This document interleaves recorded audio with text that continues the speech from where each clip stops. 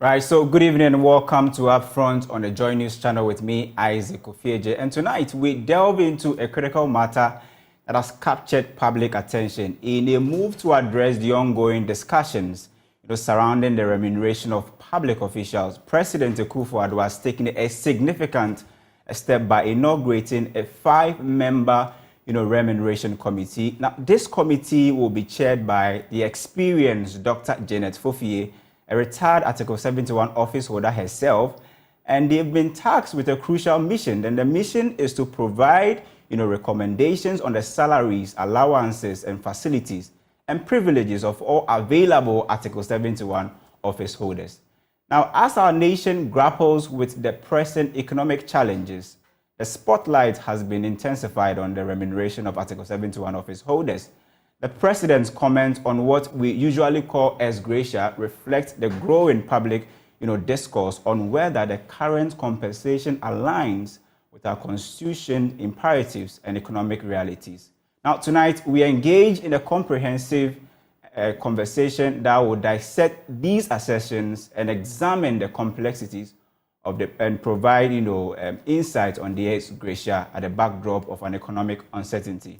After this short break, I'll be joined by my guests, and they will help me analyze and understand the intricacies of this topic, ex gratia, in the heat of economic crisis. Stay with me, we'll be right back.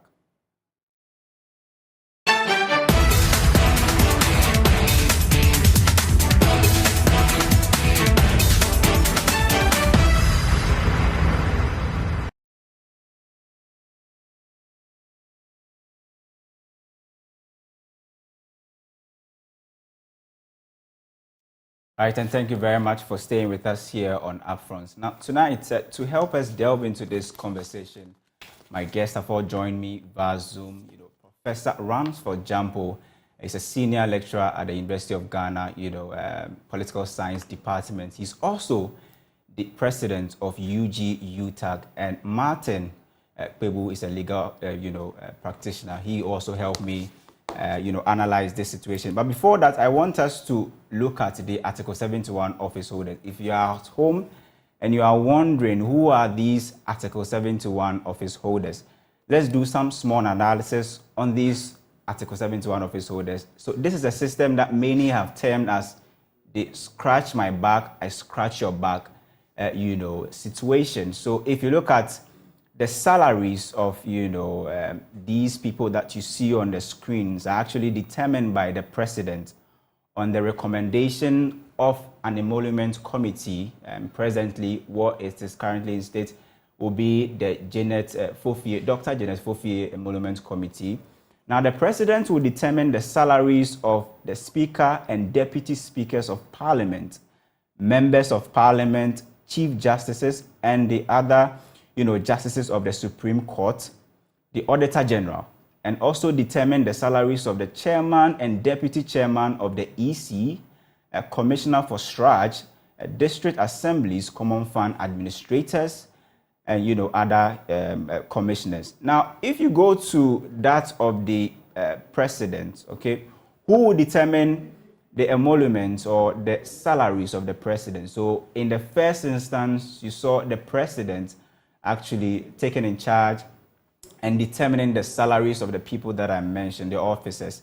Now, the president's salary would then be determined by Parliament on the recommendations of the committee. So, the salaries of the president, the vice president, chairman, and the other members of the Council of State, ministers of state, and deputy ministers. So, you can see as the scratch your back, you scratch my back, I scratch your back scenario. But the reason why this has become very critical and a big issue is the fact that we find ourselves in a big gaping hole where currently we are under an IMF program, and in fact we are expecting a second disbursement of the 3 billion bailout package. First, I would like to start with Martin Pebu.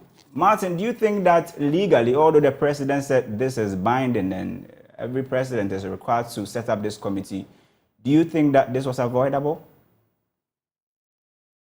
Well, it's interesting. In one sense, yes. In another, I'll say no. Once he says review, so let's do this. All is not lost. once they are going to review, they are also not bound to automatically increase.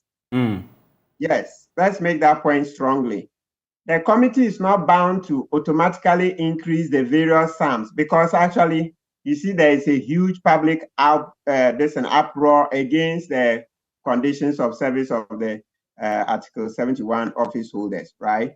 Yes, so let's give them some space. You remember the last time they were going into it, the Yana told them the same thing, that look, as you go about this work, the Yana is the overlord of the Dagbon traditional area. So he said what? Remember the nurses, remember the teachers, etc. That was the admonition he gave the committee the last time round. So for me, I want to remind the committee that the Yana's advice is still very beneficial. They should remember teachers, they should remember nurses, they should remember Kayaye.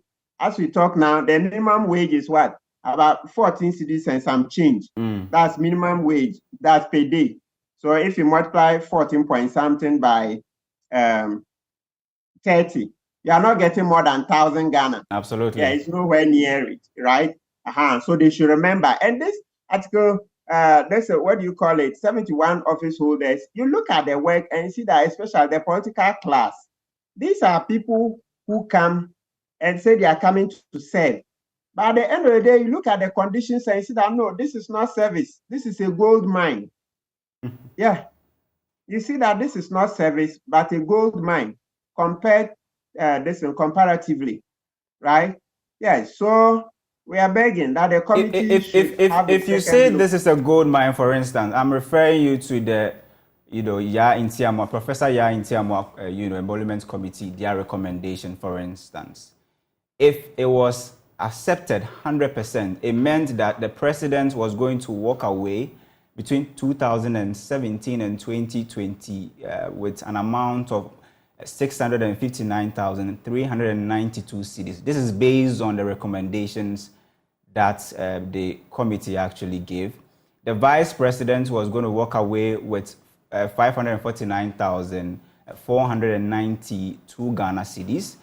Speaker of Parliament, 488 Ghana cedis, 456, and then the cabinet minister around 400, more than 464, Ghana cedis. And if you look at that of the cabinet minister, who is a non-MP, is also going to earn in excess of 457,000. Members of Parliament in excess of 390,000. Members of the Council of States, whom we saw one of their members, Togbi Afede, actually returning what he received, in excess of 366,000 Ghana cedis. So if you say this is a gold mine, and if you look at the kind of situation that we are in right now, you said that a review doesn't necessarily mean that you have to increase. But I've been studying the data, and if you look at all the emolument committee, I have not seen, if you can correct me, anywhere that an emolument committee decided to hold constant the salaries of probably the president or the top people who are actually in this Article 71 bracket. Yeah, I missed the last part. So you've not seen anywhere that the committee did what? If I look at the Ya Intiamwa and then the Green Streets, all of them, their committee reports, the amount that the president or the Article 71 office holders have to walk home with every month, you do not see, they saying that it should be held constant for 4 years. There have been upward adjustments in almost all of these, recommendations of the committees. Excellent. Yes. So you've not seen it being held constant. Yes. And that I agree with you. That it's always been going up. But the difference too is that at that time, there wasn't as much public concern about these figures as there is now currently. So you see that there's been a build-up over the years. It's taking time. If you look at 1992 Green Street report, when we started our democracy in 92, so the first Green Street report is in 96 or somewhere there, whatever, I've forgotten the year, but the first Green Street not many people were that literate. So if you even look at literacy rates between the early 90s and now, everything is gone up. Then you come to engagement, political engagement. Now we are more interested because we've learned at a very high price that wise people who refuse to participate in governance are ruled by fools. So because of that, we are all getting involved, right? So all I'm saying in one word is that political consciousness has gone up high. It's gone up very high now. And so public opinion is against the willy-nilly increment. Oh, by all means, let it go. By all means, let it go. No, that's why even for the first time, you hear the president himself even cautioning them. If cautioning is too strong, maybe we say reminding them of the times we are in. Because the president himself knows that we want his head. He, the president himself, the citizens want his head. We want him out because he has what? Misled this country. And so now he's giving us hard economic times. Times are very hard. We are hungry, we can't buy food, etc. So you see, in a situation where the president himself is even reminding them that we are in economic hardship, so they should be careful, it tells you that this particular review is not going to be business as usual, where the committee can just increase things despite advice. So based on this point, permits me to bring in Professor Ransford Jampo. The president says that, you know, it's a constitutional mandate and I have to do it. But do you think that this could have been avoided? No, as for the review, no. Let's not run away from a review. It's rather Martin, let me pick the thoughts of Ransford Jampo on this, Prof. Do you think that this was... You are asking whether it could have been avoided. Avoided, what absolutely. Could have been avoided? No, what are you saying could have been avoided?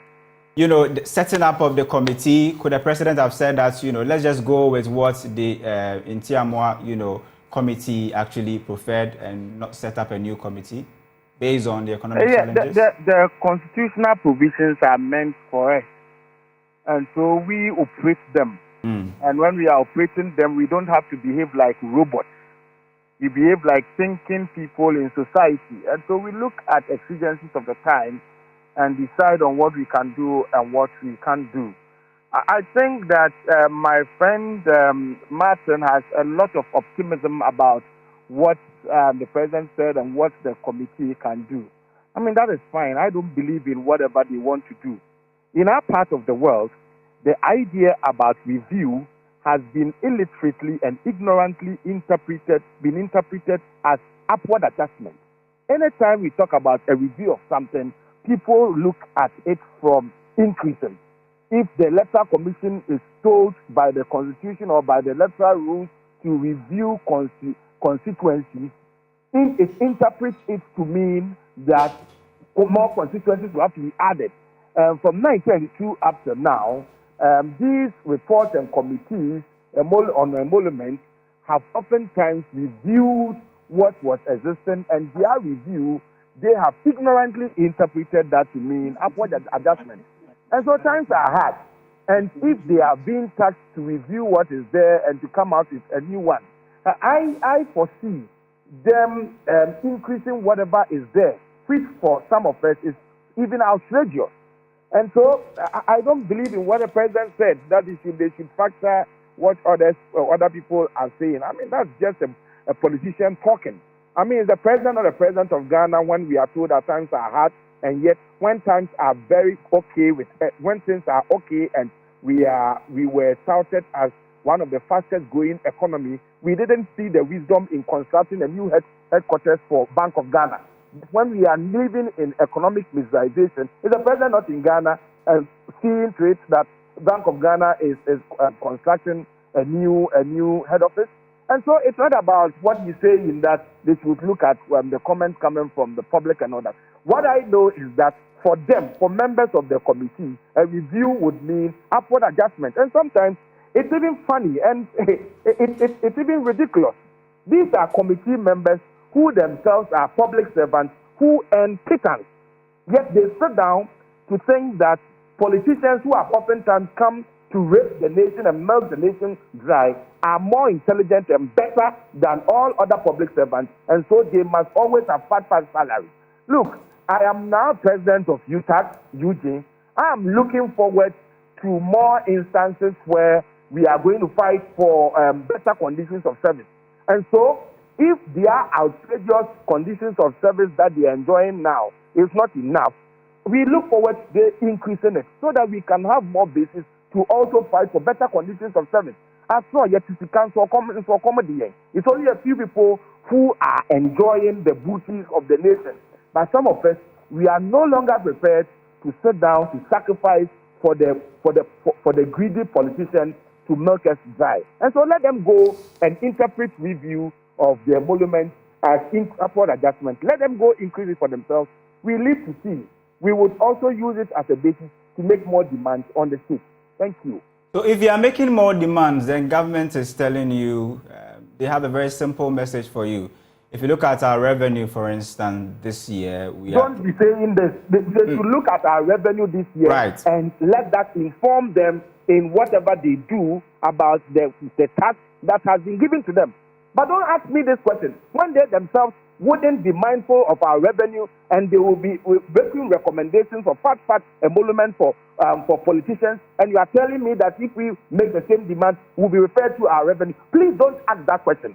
But you have already been given a 30%, raise in base pay. Is that not enough? Ghana belongs to all of us, and so don't ask those questions. None of the politicians, is better than those of us who teach them. And so let them go and interpret the idea of reviewing what was in existence to mean upward adjustment. And let's see. They should also think about themselves. You sit down as a poor civil servant, and when you are given this task to go review emoluments for public for other appointees, then just because of the letter that you may be given as a committee members, you use that opportunity instead of using that opportunity to think about our pets and to think about the fact that we don't have.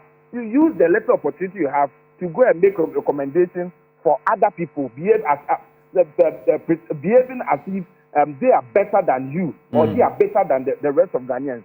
I mean, Article 71 office holders, they are an associating bunch of public servants that we labor unions, we don't want to hear about them. And so if they are going to use, others are going to use another opportunity given to them to further increase their conditions of service, we live to see. But like I said, we would use whatever they do as a basis to also make demands on the state. So what will be Labour's strategy going forward if you are saying that you are going to base on the recommendations? Let them go and interpret the idea of review to by all means an increase. Mean upward adjustment of their conditions of service. If they do so, we would also make the same demand that our conditions of service be adjusted. And we are not going to be listening to those useless explanations and pleas that, times are hard. If times are hard, let those who have been constituted into a committee be reasonable and Ghanaian enough to factor the fact that times are hard in the work that they are expected to be doing. Well, we've had CTAG, they are on strike.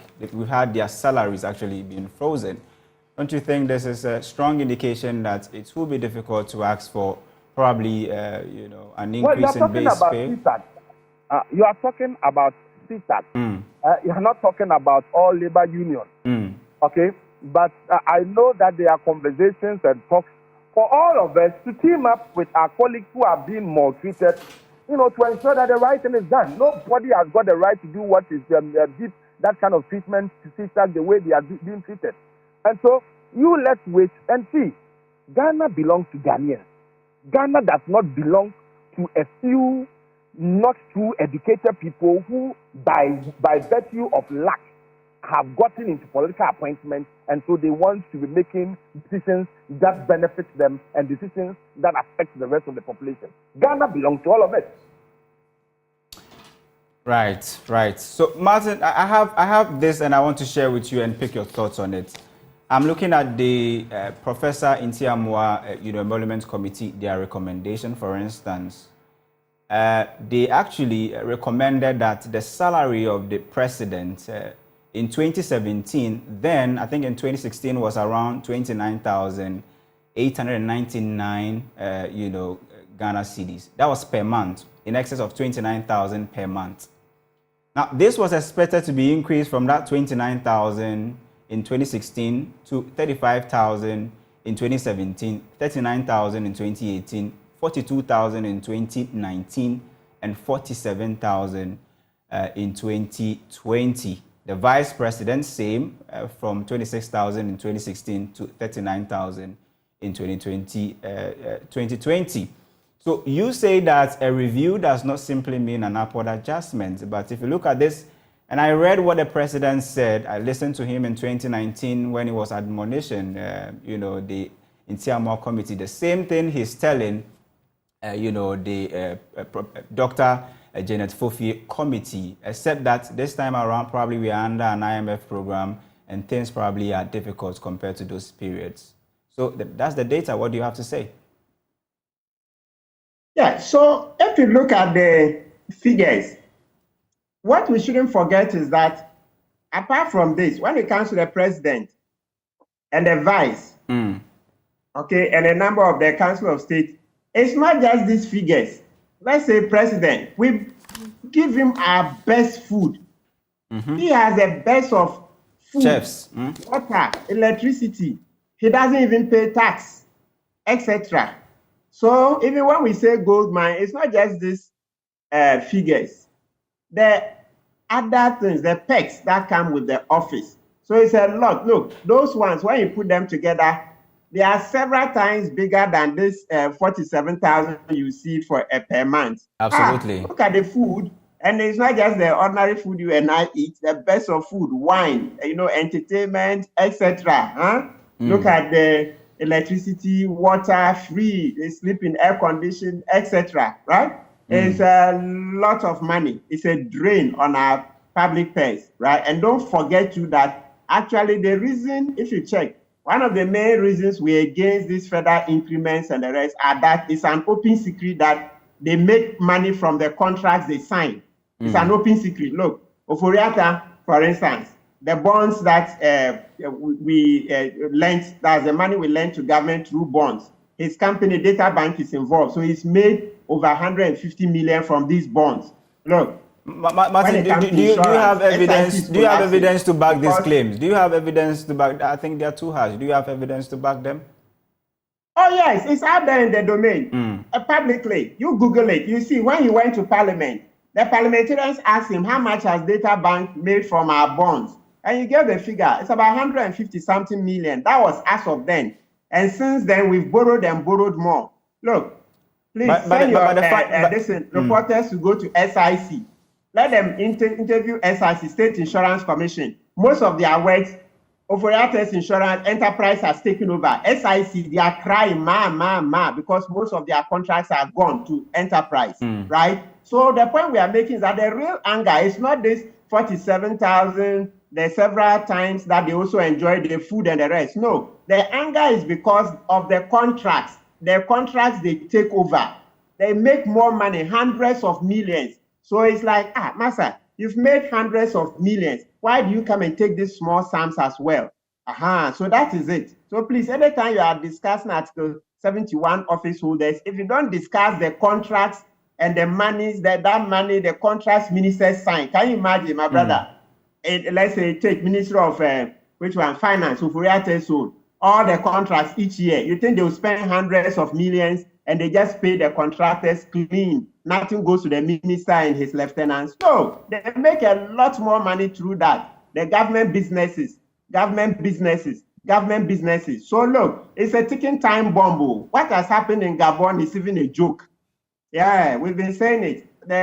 Listen, Arab Spring is in Ghana. The way people are despondent, the day it will take off, the president will be sorry. So they better make sure they don't increase this, and they should actually be reduced. And like I've been saying elsewhere, look, all this anger, we are angry about the increment. It's not everybody in Article 71. Let's be clear. The judges like this, the judges don't make much. You want to have a strong judiciary, make sure that they are well paid so that there won't be corruption in the judiciary. But the political class, for them, apart from these monies you see here, as I told you, They are making extra hundreds of millions from the contracts they sign. So it makes Article 71, this money, this is just chicken change. Oh, these ones are chicken change. So we need to actually reform, make sure that we don't have corruption. As long as corruption is high, then people will be against the conditions in the Article 71. Meanwhile, we are lumping them up. I feel it for the judges, because the judges don't get contracts like these politicians get. The judges don't get contracts that these politicians get. Yet, they are in the Article 71 category, and we just lump all of them. It's a sad... So are you saying that there's some sort of classification even in this Article 71 office holders, although they may exist in the per month salaries and then also the total ex gratia that you take home? Is there absolutely a clear, you are very clever, my brother. You are clever. That is, we need to classify and take out the judges. You see, take them out, and some of the civil servants, so that we'll deal with the political class alone. Because as for the political class, I'm telling you, you saw the money in Cecilia Dape's house. Excellent. You saw that money in Cecilia Dape's house. So you see that Article 71 is just a joke. It's a joke because they make more money from the contracts. They make more money from the contracts. So this one is just a joke. So when they take this, the reason we are worked up and talking is that it's like, Abba, isn't there an end to greed? Because we all know, ask the contractors. No contractor will get a contract for, let's say, 2 million Ghana. 2 million is even more. Even this is 500,000, and then the contractor will go away with all the money. He has to give some to the ministers, the minister in charge, sector minister, the chief director, what and what. It's a mockery. So let's fight. They should stop increasing this Article 71 emolument for these people. So let's categorize. You know, the last time in TMY's committee sat, they even said, no, was it the one before? Is it Wando? At a point, they said they should have an emoluments commission. And an emoluments commission. Maybe we should revisit it and see how we'll take it there and add them to the single spine. Look, people are willing to serve Ghana for free. Not these current politicians that we have, that they just come and they take everything from the citizens. And that's why I'm even calling on the churches and the Muslim communities, his chief imam, Sheikh Nur Sharbutu and his people. They should come together, elect some people for us, and then they also contest for elections so that we stop this NDC MPP, because the greed is too much. Our people are dying. About 3 million Ghanaians are hungry. They are part of, when we say poverty, by the World Bank standards now, poverty is what? Living on less than $1.90. 45% of Ghanaians are multidimensionally poor. Yeah. Sorry? 45% of Ghanaians are multidimensionally poor. Excellent. Thank you very much for adding. Somewhere about 14 million Ghanaians. Right? Thank you. Multidimensionally poor. Good. I was talking about just the food people, the $1.90 people. They are about 3 million. And then now you add the multidimensional, going to 14 million. The president and his ministers, they've chopped all the money. Look at the money in Cecilia Dape's house. Look at the money in their accounts. So that is what we are talking about. So listen, this review there, they just have to keep it where it is. They shouldn't increase it 1 cent, but that they should separate the judges and any other category that don't have access to the contracts that these politicians have. Anybody who has access to awarding contracts, there should be no increment, because the money they make from the contract, that illegal money, the corruption money, is way higher than this. So it's like double jeopardy. Forgive, that's not the right word, but it means they are eating with their hands and their feet. Both hands. Eating with their hands and their feet. Is there no end to greed? Well, let me bring in Professor Jambo. Prof, do you agree that, workers who are on the single spine salary structure are actually poor? If you look at their wage structure, the fact that the average salary is somewhere around 3,000 Ghana cedis. There's someone in the public sector who earns less than 500 cedis. Yet you have Article 71 office holders earning in excess of 36,000 Ghana cedis per month. Martin says we should categorize them. Do you really agree with this assertion? The question as to do I agree whether workers on single spine are poor shouldn't be asked. That is not the issue. It's a no-brainer. Everybody knows. So Prof, tell me what the issue is. Tell me. Well, the issue is that times are hard. First of all, we have argued that we do not even need that category of public servants called Article 71 office holders. We don't need them. It doesn't happen anywhere. We don't need them. So let us scrap let us work for Ghana. Let Ghanaians work for Ghana in their capacities as public servants, as civil servants, and as private persons. That is all. Why is it that the Constitution talks about avoidance of discrimination, at the same time it is imposing discrimination, on us by creating a certain segment of public servants, calling them Article 71 office holders? Why? Why that discrimination? That's how come we were talking about constitution review. The constitution review exercise started, I think, in 2010, got done around 2012, and from that time up to now, since power changed hands, nothing has been done about that exercise that we spent huge sums of public resources in embarking upon. Okay, and so the point is not about it is a known no-brainer question that Ghanaian public servants, particularly those on the single spine salary structure, are severely underpaid, and that one we don't even have to argue over that. The evidence are there for everybody to know and to see. And so, if people continue to live in such kind of economic miserization, and they continue to have this paltry sums as take-home pay every month, and then you have an arrangement that periodically reviews and upwardly adjusts salaries of a certain segment of the people, and tell all other appointees or all other public servants for them to tighten their belts.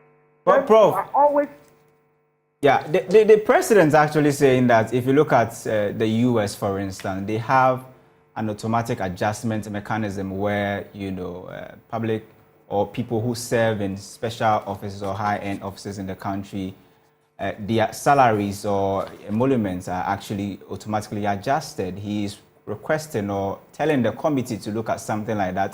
He said it in 2019. He's saying it right now. In the first place, why is the president even doing this? Why the comparison to the U.S.? Are we the same in terms of advancement? Absolutely no. Are we the same in terms of resources? Are we the same? So when it suits you, you compare yourself to other countries? I mean, it is absolutely unacceptable. This was a man who said that he was coming to protect the public purse, but everything he has done goes contrary to protecting the public purse. It doesn't lie in the president's mouth to make such a comparison, comparing what happens in the U.S., what happens in Ghana. They can afford it. Can we afford it? I mean, what is wrong with us as a people? I am saying that let the very poor public servants who have been constituted into a committee to review the current emolument of Article 71 office holders, let them go and upwardly adjust it. And we'll all be here to see what will happen. I mean, what sort of country is this that, I mean, it's as if we cannot even, when it comes to issues about efficiency and protecting the public purse, all of a sudden everybody wants to milk the nation dry and hide under constitutional provisions and laws to do so. Suddenly we cannot think about ways and means to cut costs to be able to ensure that whatever is paid is equitably distributed in a manner that would assure some stability. Prof, but you know, as gratia is more or less like a way of saying, thank you very much for service well done. And don't you think that they deserve it? Well, what service are you talking about? People serve Ghana better than politicians, and they go home with 900 cedis. People serve Ghana better than politicians, and they go home with 3,000 cedis. Okay, so what kind of service are you talking about? What at all does the politician of today, what does he do that is so much that what rocket science function does he perform in his duty and in his role that none can perform. You see, you do this, you ensure. If I were President Akufo Agyei, I would have insisted that the public cake, in terms of salary, be equitably distributed so that you yourself, you can have a certain peace of mind to govern. Now you see African leaders, they are milking the nations dry among themselves. Now when they hear about coup in other countries, then it is sending shivers down their spine. When you are commenting on these things in the public domain, then they call you behind the scenes that, don't be cautious about your comments. Otherwise, you may be inciting other people. But the point is that the antidote to the threat of coup is not in calling people on the side and trying to talk to them not to be mentioning it. The antidote to the threat of coup is about governing well and ensuring equity in the distribution of the national cake and national resources. Not you would chop, your stomach would blossom, and you cannot even tighten your belt, and then you are asking other people that they should drink water in anticipation of the dry season. Well, they say burden sharing. You know, you have to help us, carry the burden. Well, why not? If it is burden sharing, if we have to share the burden, it doesn't mean transfer the burden to other people whilst you carry no burden. If it is about burden sharing, haven't you seen in other countries where leaders got into power? It happened in Senegal, where a leader got into power and said, I've half my salary. I'm taking 50% of my salary as a way of telling the public servants that we are in action. Isn't it the people in government who said that they had their own resources? Didn't they tell us that they had their own mansions? Didn't they tell us that they had their own 4x4s before they got into power? Were they not the ones who were telling us that they were already rich before they got into power? Now, if you were rich before you got into power, why would you demonstrate that, look, you didn't come to rape our resources? Those who claim that they were rich before they got to power, they are the ones who are rather even milking us dry. Why can't we hear from them that, look, because we are living in hard times, we are deciding that we are having our salary.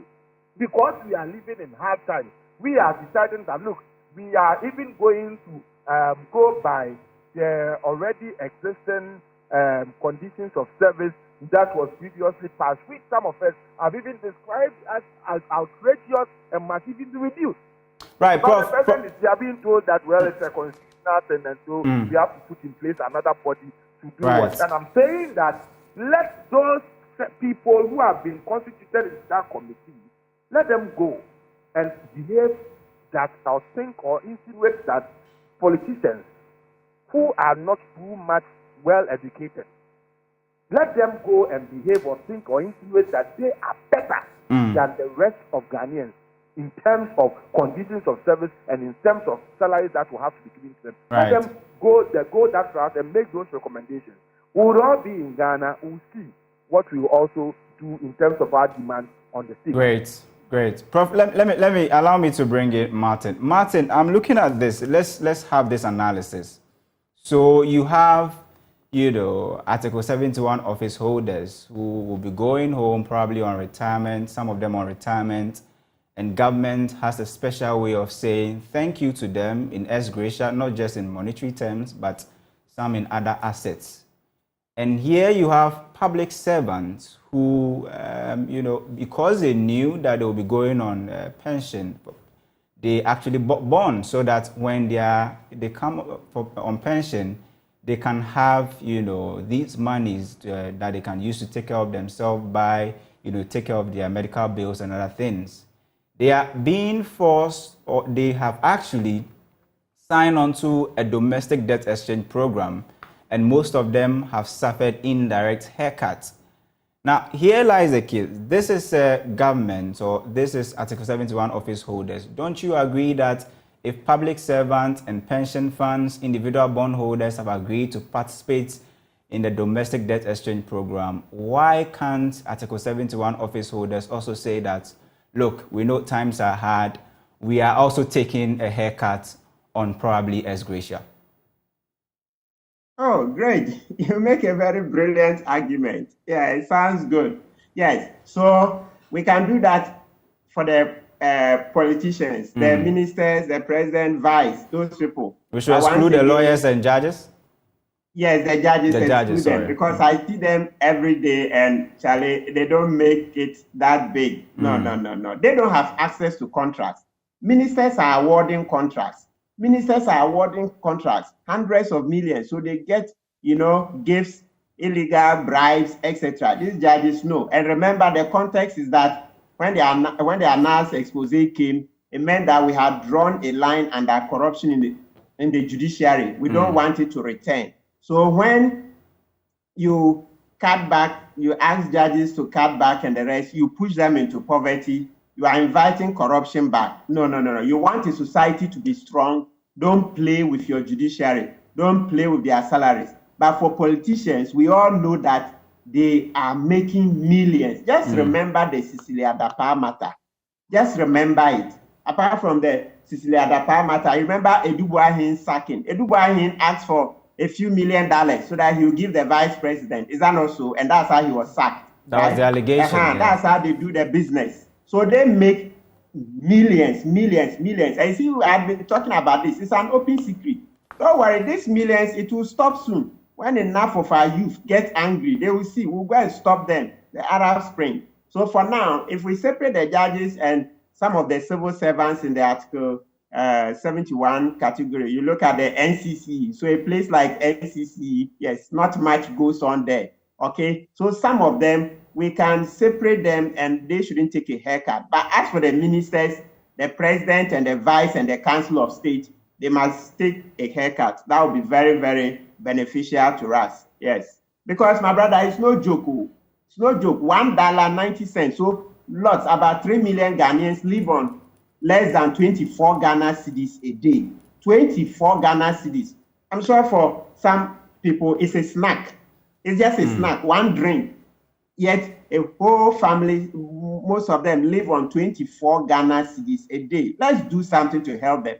The president has said he can't do the job anymore. He's waiting for the next leader to come and take us out of the difficulties. That's why I said, let's go for an early election, under Article 60 plus 13, where it says, where the president and the vice resign, we must have elections within 3 months when the speaker is in charge.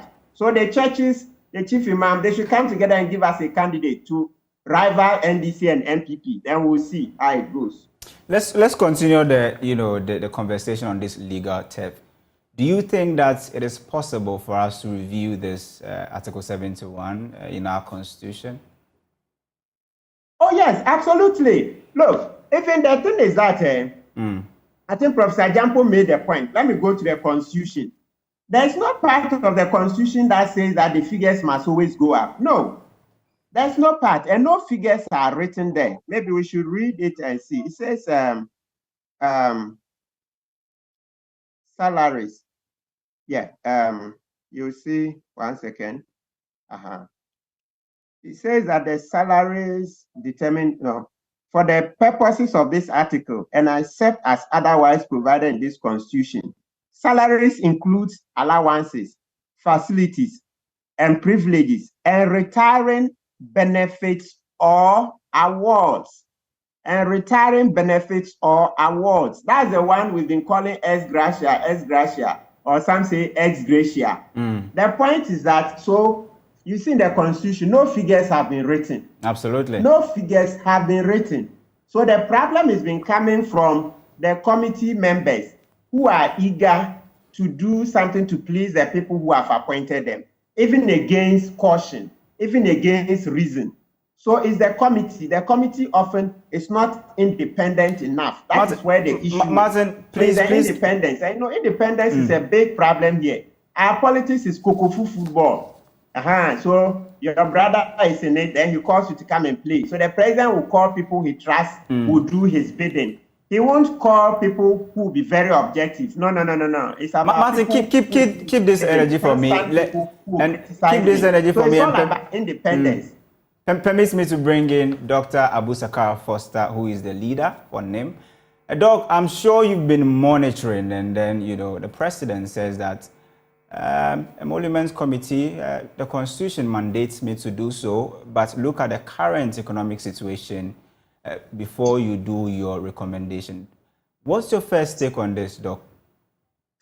I think the first point is that the civil society and many others have been calling for them to look at these Article 71 holders and their emoluments for a long time. So it's not just about the economic condition. Even before the economic condition, there was a need to look at it. And the need is this.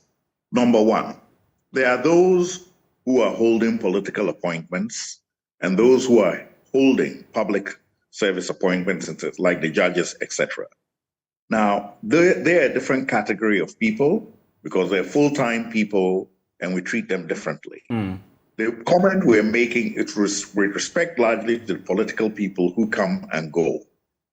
And there was a time, if you remember, in our constitution, when Parliament was not full-time, people used to come and then go back. They come, stay for a couple of months, and then go back to their constituencies.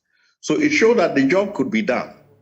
Now people made it full-time and decided that because it is full-time, they should have some, extra emoluments to compensate for the jobs that they are leaving behind in order to serve us in Parliament. The first point is that this is a voluntary thing. Nobody has forced anybody to come and serve in the office of the president or in the executive or in Parliament for that matter. So if you decide to do it, you know why you're doing it and what you expect out of it. So don't ask to be compensated. So, Doc, in this case, if you look at our economic situation and the fact that we have to do a whole lot of things, debt exchange program, do you think this was avoidable? Could the president have said that, come on, let's go with the recommendation made by the Professor Intiamwa committee and not set up a new one? Look, the point here is this. We are talking about the rationale for the emoluments package under for Article 71 holders right from the beginning as a principle. And what the point I'm making here is that as a principle, it is not right. It is not fair.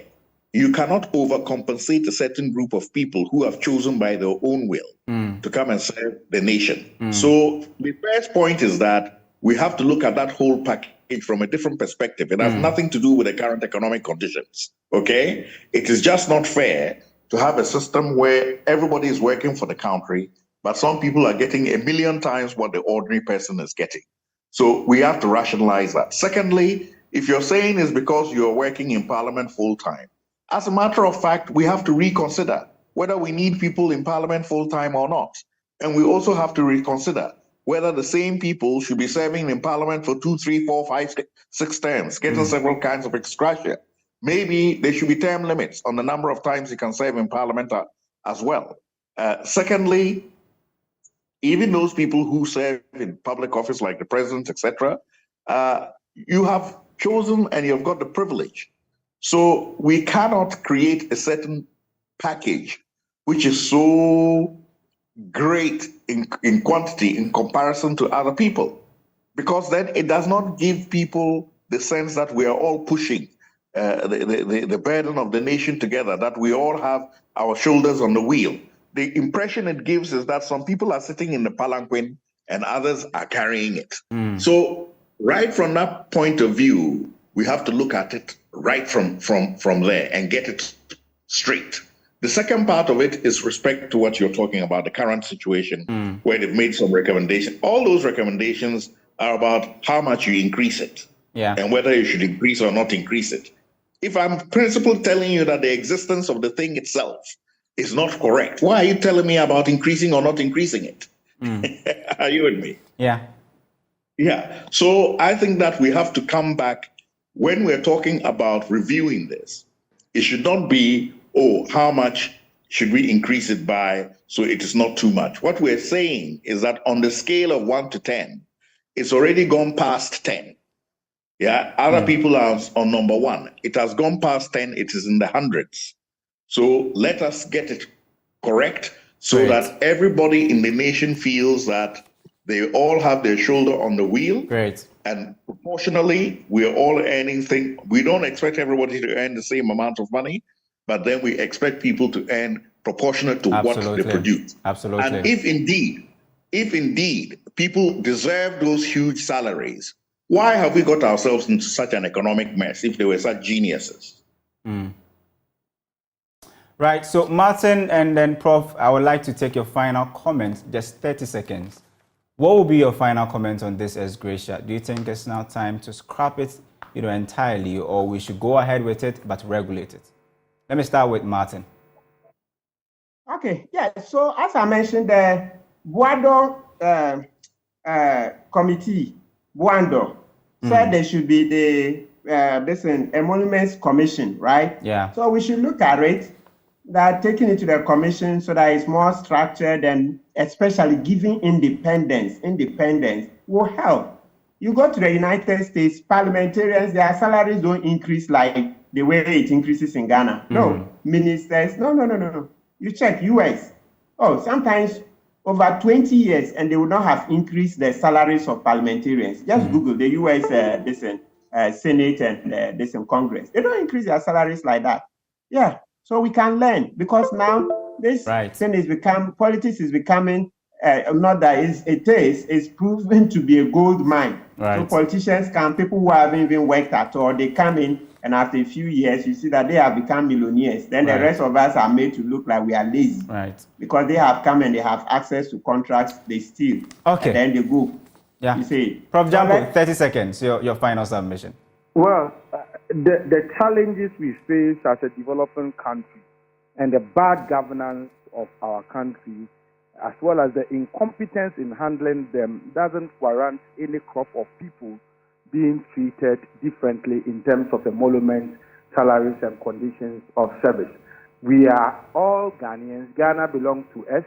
It is important that we ensure equity in terms of distribution of salaries and the national kick, so that tomorrow, when our presidents hear of coups elsewhere, they would have the peace of mind to relax and to sleep and not be feeling threatened because there is no equity in the system. Great. Absolutely. Gentlemen, I'm so grateful that you could join me. And this has been Upfront on Joy News. You can find more of our stories on myjoyonline.com. Joy News Prime is up next.